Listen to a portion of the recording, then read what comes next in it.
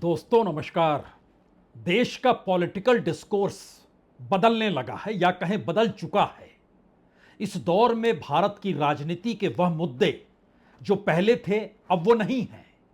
इस दौर में भारत के भीतर नफरत की लकीरें जिन आधारों पर खींची जाती थी अब वो नहीं है।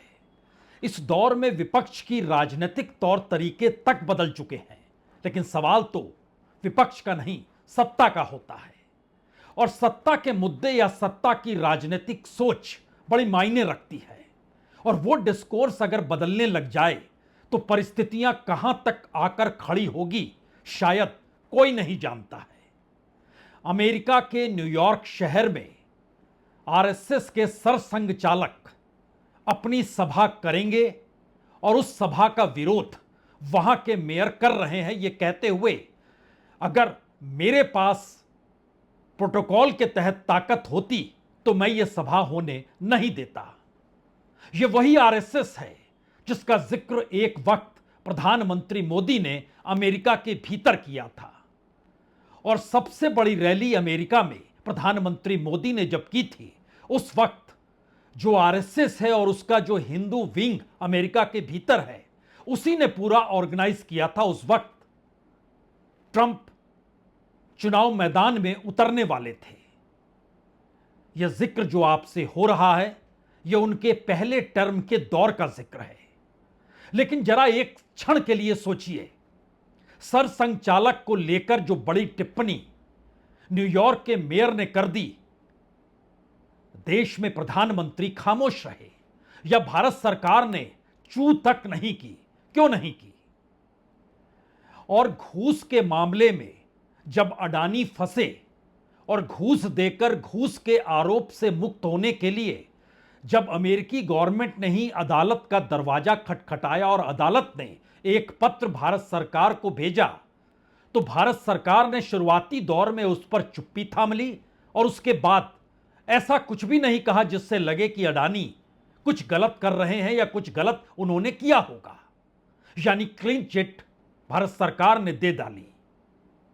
इस दौर में जब सरसंघ चालक को लेकर अमेरिका तक में सवाल हैं, और सरसंघ चालक क्यों, राष्ट्रीय स्वयंसेवक संघ और दुनिया भर में फैले हुए जो इनके हिंदू स्वयंसेवक के नाम पर अलग अलग ऑर्गेनाइजेशंस के जरिए उनकी मौजूदगी है, उस पर सवाल है, तो प्रधानमंत्री मोदी ने चुप्पी थाम ली। दरअसल पॉलिटिकल डिस्कोर्स कैसे बदलते हैं आज इसको समझना बहुत जरूरी है।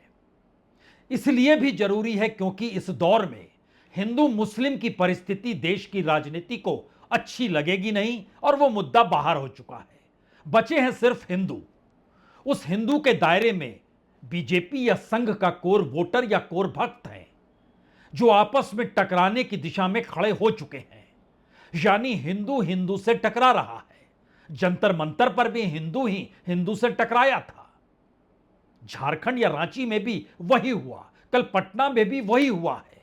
यह अलग मसला है कि वह छात्रों से जुड़े हुए मुद्दे हैं, सामने पुलिस है और जिसके हाथ में सरकार की लगाम है वह भी बीजेपी से जुड़ा हुआ है।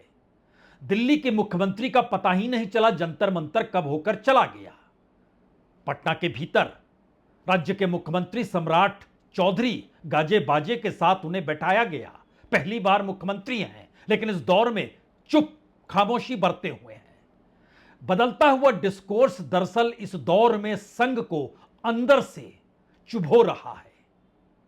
वो ये समझ नहीं पा रहे हैं कि संघ को क्या इस दौर में दिल्ली की सत्ता बर्बाद करने पर तुली है या फिर संघ को लेकर जितनी आवाजें देश की राजनीति के भीतर विपक्ष के नेता राहुल गांधी उठा रहे हैं और अंतर्राष्ट्रीय तौर पर उसकी गूंज जो जा रही है उस परछाई से देश के प्रधानमंत्री दूर रहना चाहते हैं।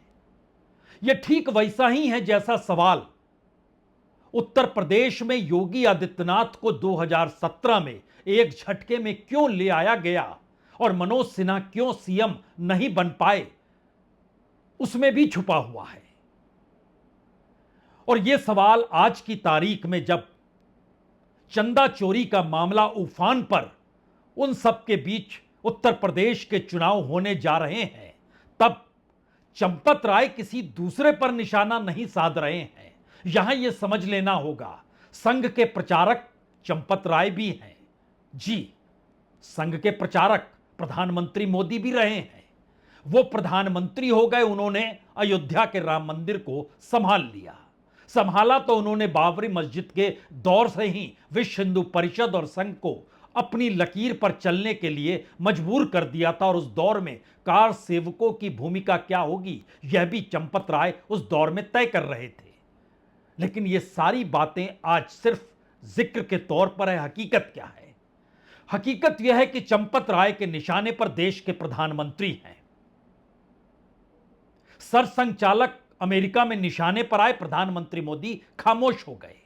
चंदा चोरी पर भी वह कुछ बोले नहीं हैं। यानी ये जानते समझते हुए कि अयोध्या के भीतर की तमाम नियुक्तियां पीएमओ के जरिए हुई थी और प्रधानमंत्री के प्रधान सचिव नृपेंद्र मिश्रा को भेजा गया था, लेकिन खामोशी बरती गई। उस दौर में नृपेंद्र मिश्रा जब यह मामला सामने आया तो 4 दिनों में 14 राष्ट्रीय न्यूज चैनलों को उन्होंने इंटरव्यू दिया।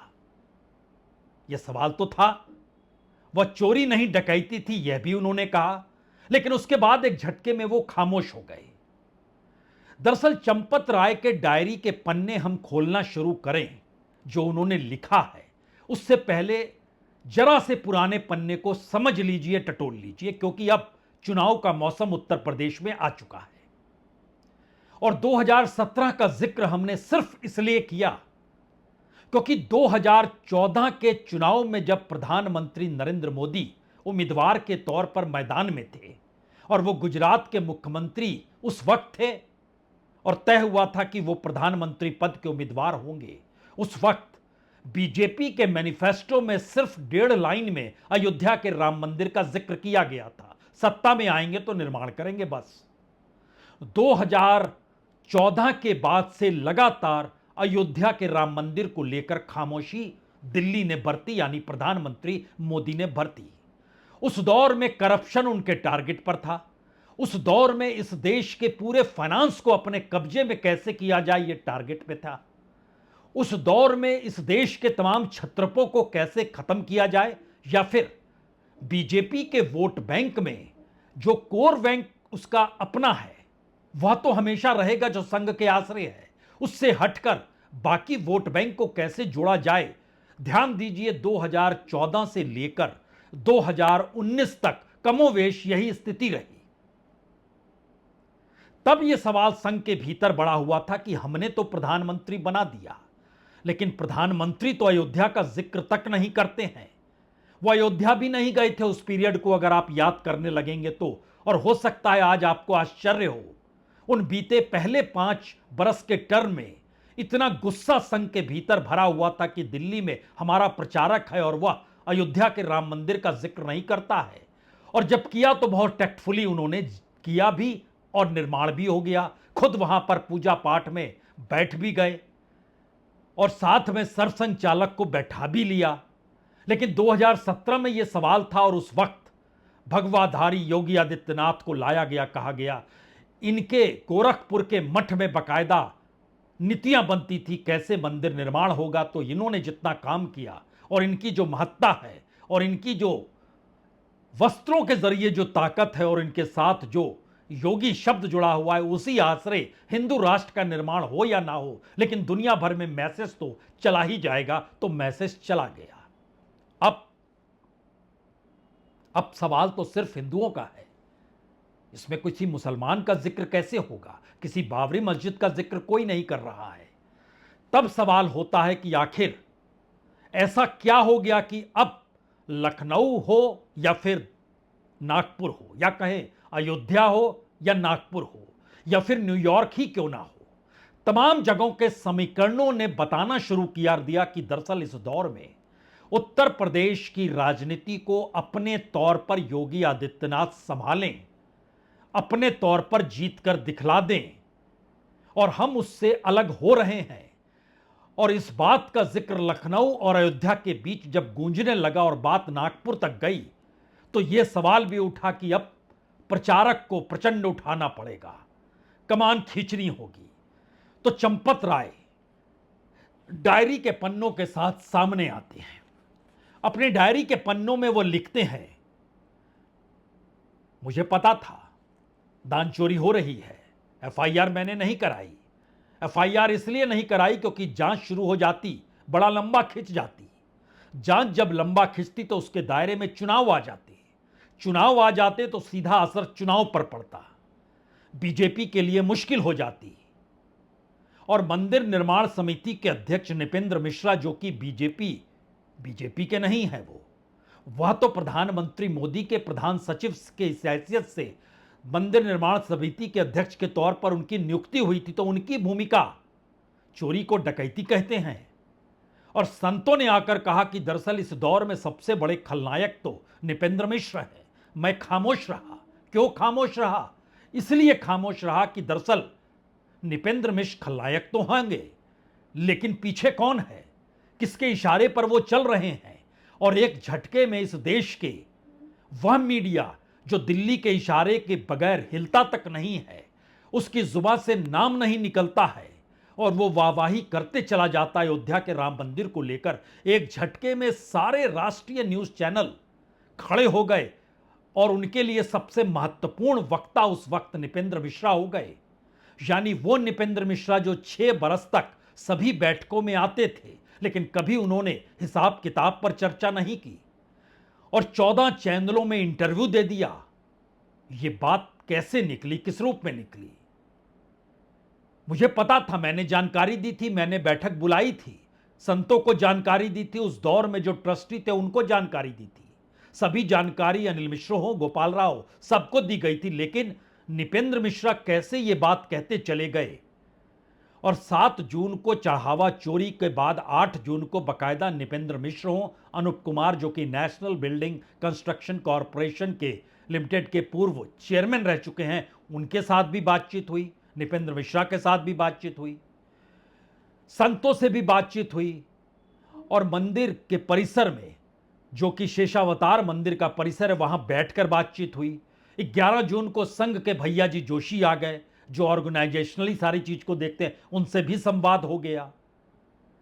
6 जुलाई को ट्रस्ट की बैठक बुलाई गई थी, टिकट कट गया था, नृपेंद्र मिश्रा को आना था, लेकिन अचानक उन्होंने कहा तबीयत बिगड़ गई, तो जिस ड्राइवर को भेजा जाने वाला था उस ड्राइवर को रोक दिया गया। वो क्यों नहीं आए? उन्होंने खामोशी बरत ली। तो क्या दिल्ली इसके पीछे है? क्या दिल्ली इस दौर में यह जान समझ चुकी है कि दरअसल इस देश के भीतर जिस फाइनेंस पर कब्जे के लिए 5 बरस तक अयोध्या के राम मंदिर पर खामोशी बरती गई, उसके बाद मंदिरों का निर्माण और वहां के जो पूरी की लूट है, क्या उस लूट के पीछे इस देश की वह पॉलिटिक्स खड़ी है जिस पॉलिटिक्स को संभालने वाले भी प्रचारक हैं और पॉलिसी के खिलाफ उठाने वाले भी प्रचारक हैं? एक अजीबोगरीब स्थिति इस दौर में यूपी के भीतर है। कोई लड़ाई योगी आदित्यनाथ को अखिलेश यादव से नहीं लड़नी है और अखिलेश यादव की निगाहों में योगी नहीं है। यह बड़ा महत्वपूर्ण है। योगी आदित्यनाथ जानते हैं कि दिल्ली इस दौर में सियासत की ऐसी गोटियां बिछा चुकी है जहां पर आरएसएस कहीं आने वाले वक्त में ध्वस्त ना हो जाए, जो उनके पीछे हमेशा खड़ी होती है। और क्या अखिलेश यादव को भी यह लगने लगा है कि दिल्ली अगर ऐसी सक्रिय है तो उनकी जीत तय है? उनकी निगाहों में दिल्ली की हर हरकत इस दौर में मौजूद है। और क्या यही वो परिस्थिति है जिसमें अभी तक जिन बातों का जिक्र योगी आदित्यनाथ करते आए, आज झटके में जो कैबिनेट निर्णय लिए गए वो उन तमाम पारंपरिक राज्यों की तर्ज पर निर्णय लिए गए? महिलाओं को ये दे दीजिए, युवाओं को वो दे दीजिए, प्रोफेशनल्स को ये दे दीजिए, यह भी छूट है, वह भी छूट है, इतना पैसा भी है, बताएंगे आपको क्या क्या छूट दे दी गई।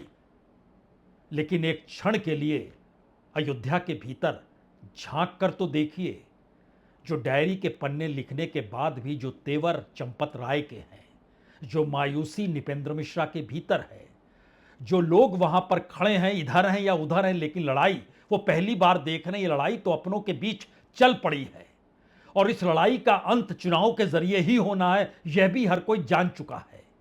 तो क्या इस चुनाव में योगी आदित्यनाथ की कुर्सी जाएगी या फिर उसकी हार के बाद प्रधानमंत्री नरेंद्र मोदी की कुर्सी पर बन आएगी? ये दोनों परिस्थितियां एक झटके में उभर तो रही है और इसकी उलझन हो सकता है विदेश यात्रा के बाद जब सरसंघचालक वापस लौटे और संघ के भीतर गहन चिंतन मनन दुनिया भर में फैले हुए स्वयंसेवकों को लेकर हो, क्योंकि अभी तक स्वयंसेवकों का जिक्र और संघ का जिक्र प्रधानमंत्री मोदी के जरिए दुनिया सुन रही थी, जान रही थी, प्रतिनिधि मान रही थी। लेकिन एक झटके में झटक दिया गया संघ को और एक झटके में संघ ने समझ लिया इस दौर की लड़ाई खुद लड़नी है भविष्य को लेकर। क्या ऐसी परिस्थिति के भीतर योगी आदित्यनाथ भी समझ गए जो आज उन्होंने ऐलान किया, या फिर चंपत राय भी समझ गए अब कैसे किस रूप में खड़ा होना है? सवाल वर्तमान से ज्यादा अब भविष्य का आकर खड़ा हो चुका है, तो ताल ठोक नहीं होगी।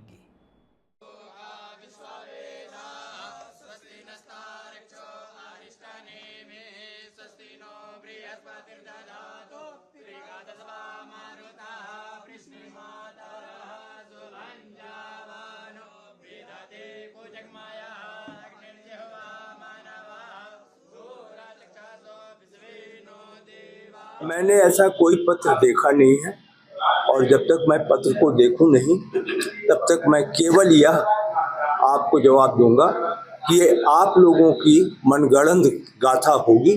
शायद इस प्रकार का कोई पत्र और कोई इस प्रकार की आलोचना 9 पन्ने का भी होगा तो उसमें उन्होंने इस प्रकार की कोई आलोचना नहीं की और ये केवल आप लोग जो हैं वो मनगढ़ंत चाहते हैं कि हर जगह पे आप विवाद पैदा करना चाहते हैं। आप विवाद करने के लिए इस प्रकार का मेरे सामने प्रस्तुतिकरण कर रहे हैं। चंपत राय जी कोई पीछे से बात मैंने कि खेल खेलते हैं, वो तो खुला खेल फर्रुखाबादी। अब उन्होंने लिखा था जब उन पर आरोप लगाए गए थे या जब उन्होंने इस्तीफा दिया कि मैं अभी मौन रूप में हूँ, हर ब्यौरेवार मैंने कि एक एक बिंदु पर चर्चा करूंगा। उन्होंने पत्र जारी किया बजारते अपने दस्तखत से। कहीं तलखी है, कहीं तेवर है, कहीं मायूसी है, लेकिन सभी तो अपने हैं जी। दिल्ली और लखनऊ और नागपुर और इन सब के बीच उड़ान भर चुके न्यूयॉर्क के लिए और पहुंच चुके, और पहुंचने के तुरंत बाद न्यूयॉर्क के मेयर ने जिस बात का जिक्र कर दिया वह खुले तौर पर बतलाता है कि दरअसल आरएसएस को लेकर जो पहचान 2014 के बाद प्रधानमंत्री नरेंद्र मोदी के जरिए जिसकी शुरुआत सिडनी से हुई थी, क्योंकि पहली रैली वहीं हुई थी, और वो देश भर के अलग अलग शहरों में घूमते घूमते अमेरिका भी जब पहुंचे थे तो पहली बार खुले तौर पर अपने ऑर्गेनाइजेशन का उन्होंने जिक्र भी किया था। बड़ी तादाद में हिंदू स्वयंसेवक संघ के नाम से और दूसरे संगठनों के नाम से, और इन सब के बीच इस दौर में जब पूरी दुनिया के भीतर युद्ध के दायरे के तले इजराइल का जिक्र होने लगा, यहूदीज का जिक्र होने लगा, अमेरिकी प्रशासन में उनकी मौजूदगी का जिक्र होने लगा, भारत की कूटनीति अंतर्राष्ट्रीय संबंध इजराइल के साथ खुले तौर पर खड़े होते हुए नजर आने लगे, प्रधानमंत्री मोदी की यात्रा के 48 घंटे के बाद ईरान के साथ युद्ध जिस तर्ज पर शुरू हो गया, इन सब के बीच हथियार भी इजराइल को दिए गए, इन सब के बीच ट्रंप और नेतान्याहू के बीच की दोस्ती यारी आपसी मजबूरी भी खुलकर सामने आ गई। तब यह सवाल अमेरिका के भीतर भी उठने लगा, क्या अमेरिका के जरिए या वहां पर जो एक फोर्स है और वहां पर मौजूद जो हिंदू स्वयंसेवक संगठन के तौर पर जो काम करते हैं, दरअसल मसला क्या सिर्फ और सिर्फ उस फंडिंग का तो नहीं है जिस फंडिंग के आश्रय देश और दुनिया के भीतर आरएसएस की मौजूदगी होती है। कमोवेश यही सवाल तो बहुत बारीकी के साथ कर्नाटक की सरकार ने उठा दिया कि आपका तो रजिस्ट्रेशन तक नहीं है, पैसा आप तक कैसे पहुंचता है। और यह सवाल इससे पहले नोटबंदी के बाद भी उठा था, गुरु दक्षिणा किस रूप में कैश दिया जा रहा है यह बताएगा कोई? ध्यान दीजिए, पीएमओ ने खामोशी तब भी बरती थी, अब भी बरत रहा है। यानी मौजूदा वक्त में इस देश के भीतर संघ जो अपने प्रचारक को लेकर सोचते रहे और प्रचारक जो संघ को लेकर सत्ता तक पहुंचते रहे, दोनों के बीच एक ऐसी घमासान की स्थिति है कि पहली बार दिल्ली में यह भी सवाल खड़े होने लग गए कि असल में मोदी शाह की जोड़ी ना होती तो इस मौजूदा वक्त में जो देश की परिस्थितियां हैं, वो चाहे जनजी को लेकर हो, चाहे संघ को लेकर इस दौर में विपक्ष पूरे उफान पर हो, ऐसी परिस्थिति ना होती। कोई योगी सरीखा व्यक्ति होता, या योगी होते, या फिर कोई नया समझदार व्यक्ति होता, तो क्या यह समझदार जोड़ी नहीं थी जिसको लेकर आया गया? या एक झटके में उस दौर में जिन जिन को दरकिनार किया गया, उसमें तो अब तो पुराने तमाम नाम निकल कर आने लगे हैं कि आखिर इन्हें दरकिनार करके दिल्ली की सत्ता तक मौजूदा जोड़ी जो पहुंची, ये सवाल संघ के भीतर के हैं, ये सवाल प्रचारकों के भीतर के हैं, जिन्हें हर रविवार शनिवार के भीतर कहीं जाकर किसी विषय पर बोलना पड़ता है। और इस दौर में विषय तो सबसे महत्वपूर्ण दो ही है। एक महत्वपूर्ण विषय है जनजी का, और दूसरा महत्वपूर्ण विषय है दानचोरी का। दोनों विषय पर प्रचारक कहीं भी जाते हैं तो सवाल होते हैं, तो जवाब क्या दे? और खास तौर से प्रचारक की मौजूदगी अयोध्या में भी है, और प्रचारक की मौजूदगी दिल्ली की सत्ता पर भी है।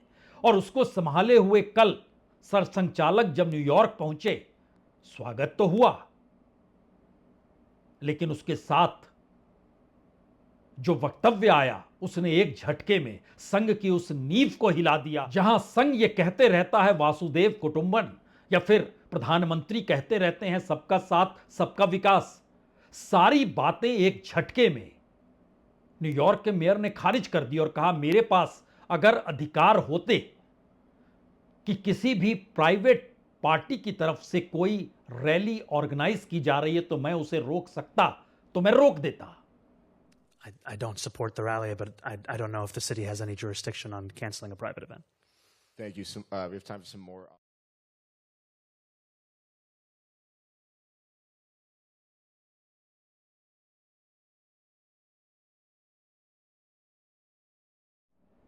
आप कह सकते हैं प्रचारक हैं, उनके कुछ कहना चाहिए।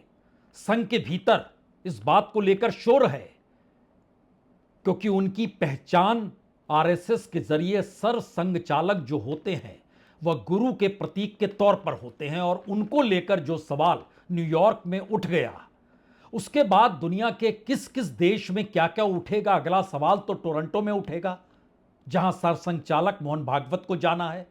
उसके बाद सवाल ये ब्रिटेन में उठेगा, लंदन में, जहां उन्हें जाना है। यह सवाल दुनिया के हर देश में उठेगा। और इस दौर में भारत के भीतर जो नफरत की लकीर थी, वो नफरत कहीं उलट कर अब संघ को अपने दायरे में तो नहीं ले रही है, क्योंकि आपसी टकराव देश के भीतर, अंतर्राष्ट्रीय तौर पर आपको लेकर उठते हुए सवाल, और उन सब के बीच संघ की विचारधारा को समेटे हुए राजनीतिक सत्ता और संघ की विचारधारा पर काम कर रहे प्रचारक और स्वयंसेवकों की तादाद, दोनों के बीच भी तारतम्य नहीं है। तो फिर किस चीज की मौजूदगी है, यह सवाल एक झटके में खड़े होने लगा है। और यह डिस्कोर्स बदलने का मतलब क्या होता है, इसको इस बात से भी समझ लीजिए कि आखिर में चुनाव, चाहे आपने भगवा पहन रखा हो, लेकिन आपको लौटना पड़ा उसी लाभार्थी योजना के तहत जिसके दायरे में शिवराज सिंह चौहान लाडली बहना चला रहे थे, जिसके दायरे में एकनाथ शिंदे ने महाराष्ट्र के चुनाव में ऐलान किया था मध्य प्रदेश की नीति पर चलते हुए। और इस देश के भीतर फेयरवीज को लेकर जो फ्रीबीज बांटी जाती है, यानी जो लाभार्थी योजना है, उस दायरे में सबको समेटने की इच्छा। इसीलिए 1 करोड़ बुजुर्ग महिलाओं को रोडवेज बस में आजीवन फ्री में यात्रा करने का कार्ड दिया जाएगा। कौन देगा? योगी आदित्यनाथ देंगे। 25 लाख छात्रों को जो बीए, ग्रेजुएशन और पोस्ट ग्रेजुएशन यानी एमए कर रहे हैं, उनको फ्री में टैबलेट देंगे। जो मेडिकल की पढ़ाई कर रहे थे, जो एमबीबीएस और बीडीएस थे, उनको 12,000 रुपए मिलते थे, लेकिन अब 25,000 रुपए दिए जाएंगे। जो एससी, एसटी, ओबीसी और माइनॉरिटी से जुड़े हुए जो भी अटकी हुई जिनकी स्कॉलरशिप थी, लगभग 3,55,57,000 छात्रों की, वह उनको मिलेगी। लगभग 95 लाख जो समन्वयक होते हैं ब्लॉक स्तर पर, जिला स्तर पर, या फिर शिक्षा प्रेरक जो होते हैं, उनका जो बकाया है उसकी भी भुगतान कर दिया जाएगा। यानी एक झटके में जब लड़ाई अपने देश के भीतर अपने गवर्नेंस को लेकर और हिंदू मुस्लिम ना करने की सिचुएशन में आकर खड़ा कर देती है तो क्या होता है। यह है वो डिस्कोर्स जो बतलाता है कि आप बीते 10 वर्षों से जिस लकीर पर चल रहे थे वो लकीर एक झटके में गायब हो गई।